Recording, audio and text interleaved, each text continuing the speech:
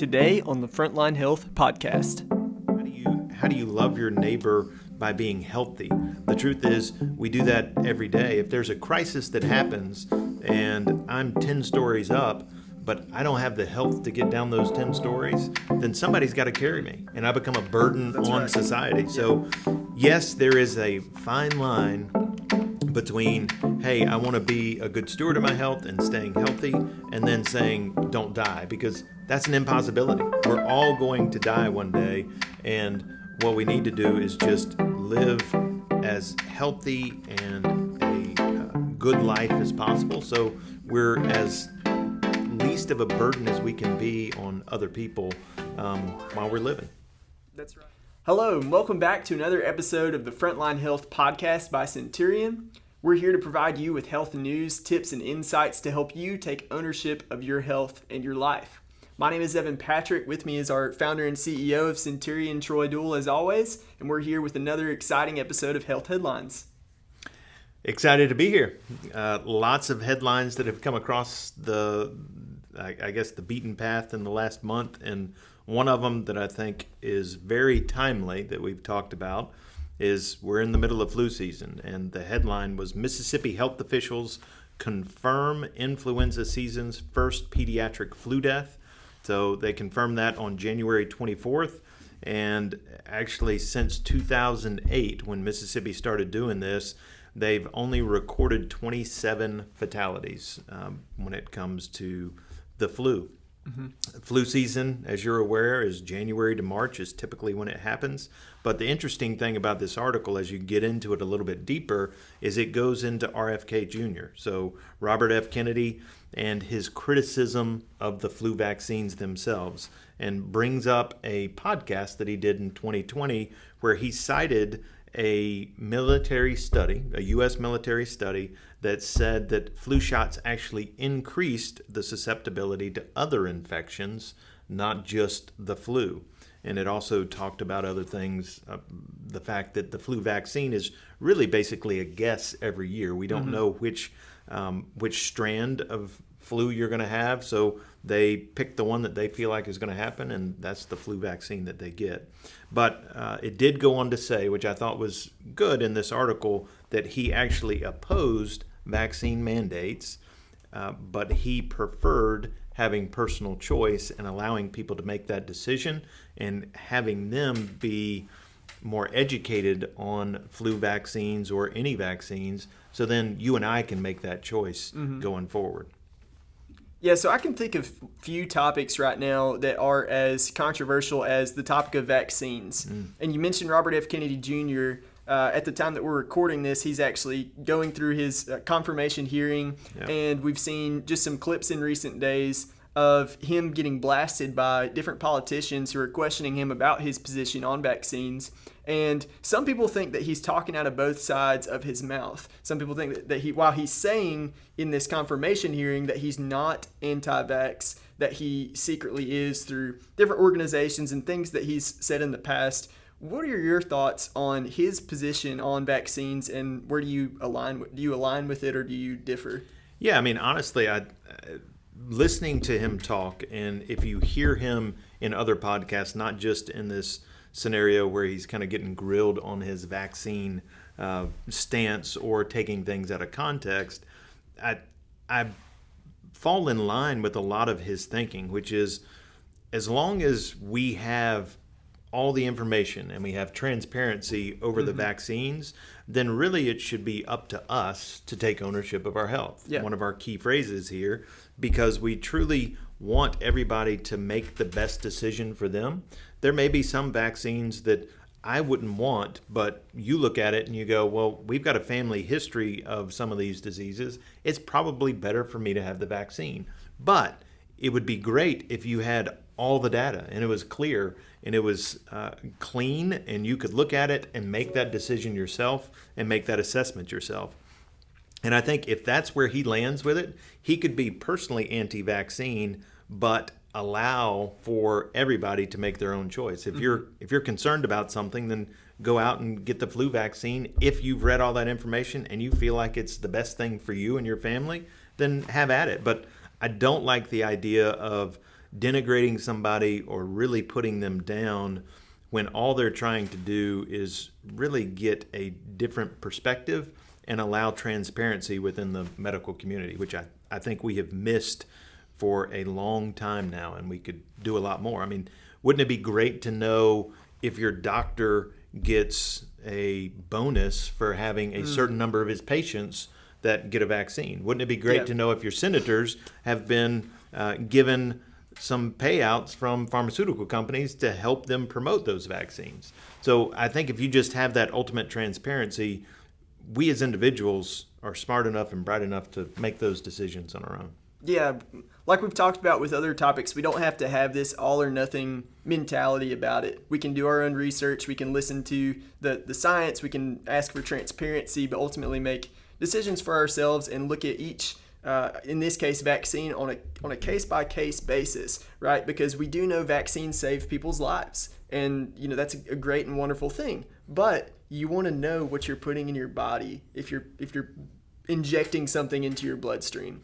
Absolutely. And you want to know that if you take a vaccine, is that really your only option? I think there are so many vaccines now that we take that nobody really knows, why am I taking this vaccine? Yeah. And is there a treatment? If I were to get sick or my kids were to get sick because they don't take this vaccine, is there a treatment for them that would allow them to recover from this vaccine? And the truth is, for a great majority of those vaccines that we give on the child schedule, there are plenty of those diseases that we can treat if somebody contracts it. Mm-hmm. So you don't have to put your immune system under that pressure of having this vaccine. Yeah. Moving along, our next health headline: Alabama health officials warn of potential adverse events from antibiotic injection. What are your thoughts, Troy? It's interesting. It seems like we're taking a deep south turn to our health headline highlights this month, but this one stood out to me because they actually found 11 reports of patients who took Rocephin, and they had an anaphylactic symptoms that started popping up after they had this. So the Alabama Department of Health has actually started an investigation along with the FDA. So they are looking into this in the CDC to see what really went on. They're not sure if it's Rocephin by itself that caused this, or a lot of times when you take an antibiotic, they'll throw in a steroid to help speed up the process of healing. So they're not sure if it's the steroid that did it or if it's some of the additives that were in the injection of the steroid or the Rocephin. So it'll be interesting to see what happens. The good news out of that whole thing is none of those patients actually died, and they were able to treat the anaphylaxis that they ended up coming down with.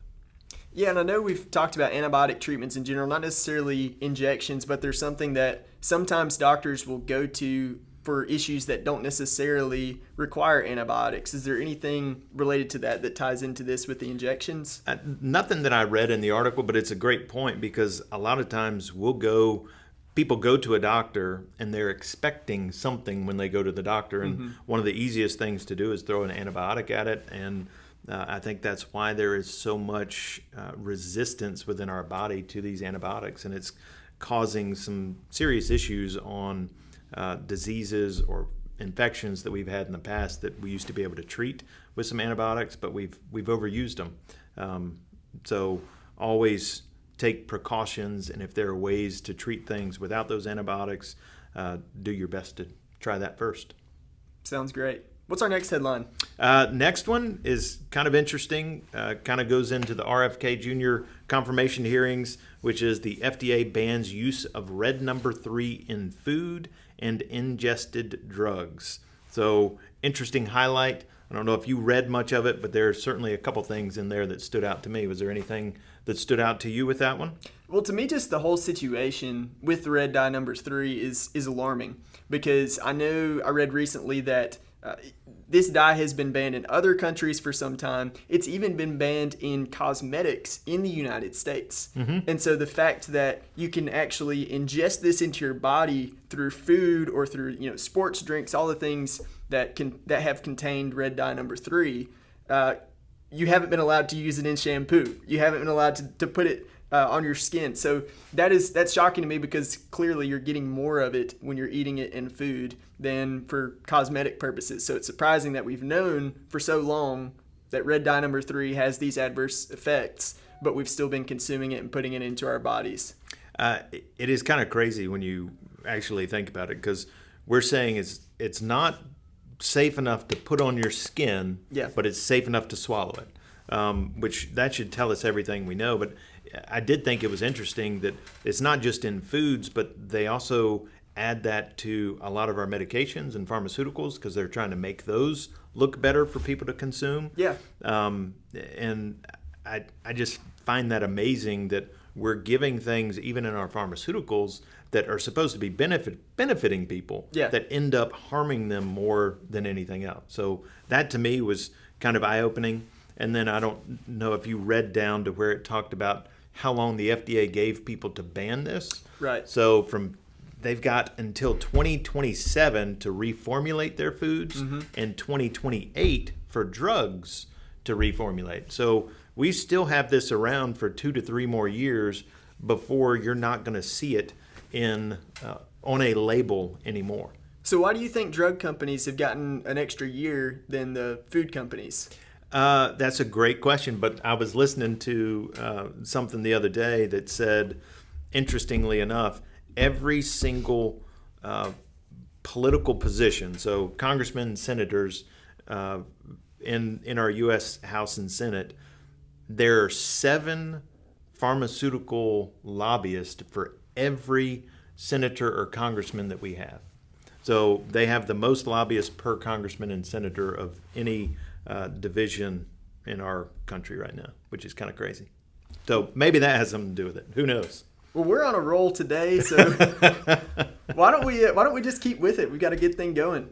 Absolutely. Our next health headline: how different food additives affect diabetes. Research shows that a diet containing 18% or fewer grams of ultra additive packed processed foods could protect against diabetes. Troy, this is something that seems so obvious to so many people, but processed foods are so much a part of our daily lives. And as I started just really looking into foods that would fall into this category as ultra processed foods, I think about how many I consume that I didn't normally think were unhealthy foods, like just things that we have been told for years are relatively healthy. A lot of whole grains, a lot of breakfast cereals, a lot of those types of things. And so it's really waking me up to see how I can make different changes in my life to consume food that's better for me. Absolutely. And I think even those things we consider healthy, like protein bars and things like that, they will contain a lot of this stuff. And I figured you would probably pick this health headline because it had the University of Texas at Austin. Absolutely. That it was their study. Yes. And it was interesting because you mentioned the ultra-processed foods. What they put in there as ultra-processed were anything that was an emulsifier, any artificial sweetener, and high fructose corn syrup. So those were the 3 main things they looked at. And all of them led to poor blood sugar control in people with type 2 diabetes. So it was a really big slight against these processed foods that are going out there. And at the end of that study, the recommendation was to minimize that processed food intake like you were talking about, and instead move towards the whole food world and find things that have lots of fiber and are whole foods. So your fruits and vegetables, everything we've talked about before on here, just kind of being confirmed in another study. Yeah, and some of the things also that I think about that I saw in this study, sometimes people with diabetics they think it's just sugar, things with excess sugar and added sugar that they need to avoid. But even some of those in this study are considered processed foods, ultra processed food. I think about things like diet sodas. Yep. Those things in this study were found to have the same effect at increasing or at basically just causing complications for somebody's blood sugar levels. And so people need to be aware, especially if you are diabetic, that these diet sodas and things that market themselves as being healthy for you might not actually be. Absolutely. I think it is one more step that we can all take to take better ownership of our health. So next headline that we have is Doctors issue a fresh warning over silent disease that kills more than cancer and dementia combined. What do you have out of that article? Well, I just got some quick notes here from this article, actually, with my takeaways. In 2022, nearly 1 million deaths in the U.S. were from cardiovascular disease. So that's what this article is discussing, is how cardiovascular disease kills more than cancer and dementia combined in the United States. Cardiovascular disease including coronary artery disease, heart attack, and stroke. This is the equivalent of one death every 30 seconds. I mean, that's really heartbreaking when you think about it. You think about just people suffering with something that is in a lot of ways preventable. Mm-hmm. And it's killing many people, and we're not aware enough about it. Yeah, and I think it really highlights the fact that we no longer are a culture about health. Mm-hmm. We're really more about treating symptoms, that the majority of these symptoms that were in this article are things that are in our control. Mm-hmm. We can, if we make certain dietary changes, certain exercise changes, all of these things can be remedied and taken care of without going to take a pill or anything else. And, you know, I often say the answer is easy, but it's difficult because it takes some discipline and it takes time. And we live in a culture that we don't really value the time that it takes to get healthy. Yeah. And, you know, I think the old adage from Benjamin Franklin, an ounce of prevention is worth a pound of cure, is so true in this scenario, where it's just the little decisions we make each and every day of what we eat, how we exercise, and how we treat our bodies that will make long-term effects and have a much greater lifestyle and longevity if you do the right things. That's good. And I think we've also had just some bad information in the past about our health. I mean, like we've already mentioned several things on the show today. One thing that this article also points out is that 4 in 10 American children are considered to be at an unhealthy weight. And when you start talking specifically about what a healthy weight is, that really ruffles some feathers, because we know there are different things. It's a sensitive topic for a lot of people. And one of the points that people have pushed back on is that BMI is one of the indicators that we're using, or one of the metrics that we're using to evaluate whether somebody is at a healthy weight or not. So I wondered, when I saw this in this article, that 4 in 10 American children are considered to be at an unhealthy weight. I can definitely see that being true, but I also wonder if the ways that we're measuring this, like BMI, are actually a good way to evaluate a healthy weight. What are your thoughts on that?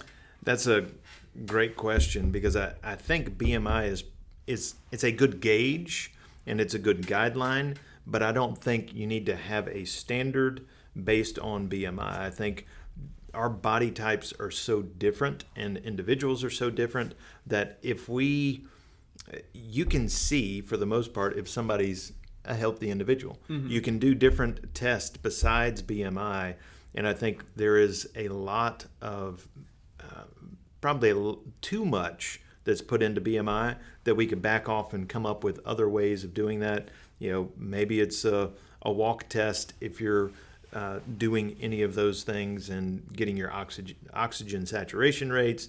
You could do your blood levels, making sure that you're low in cholesterol, your blood pressure isn't there. So I think there are so many things that come into play that BMI, while it is one tool, I don't think it's the end-all be-all that most insurance companies, health insurance companies, everything else put into it, because we're just trying to check a box instead of really individualizing people's health, because my body is different than yours, right, and you can do different things than I can do. And it's not really a great way to put everybody in a box and say, all right, if you're not in this box, then you're unhealthy, because we know that just isn't always the case.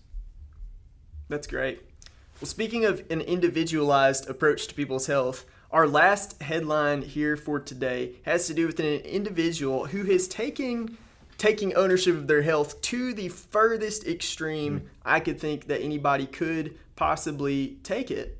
So this is a guy named Bryan Johnson. He's a tech CEO former CEO, entrepreneur now, who has gotten into the supplement industry, and he's been experimenting on his body in a lot of ways, in some ways that are potentially harmful.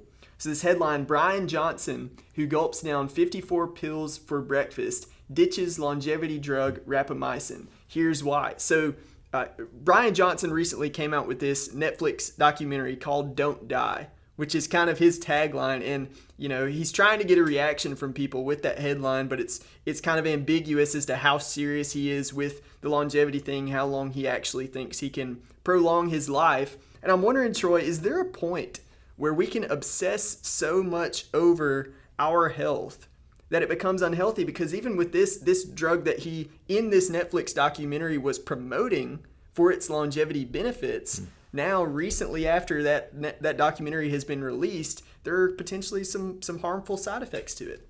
Yeah, I think we always have to take into consideration, especially when you're talking about a drug alters some body mechanism that's going on. So it either speeds it up, it slows it down, or it stops it altogether, but it can't create anything new.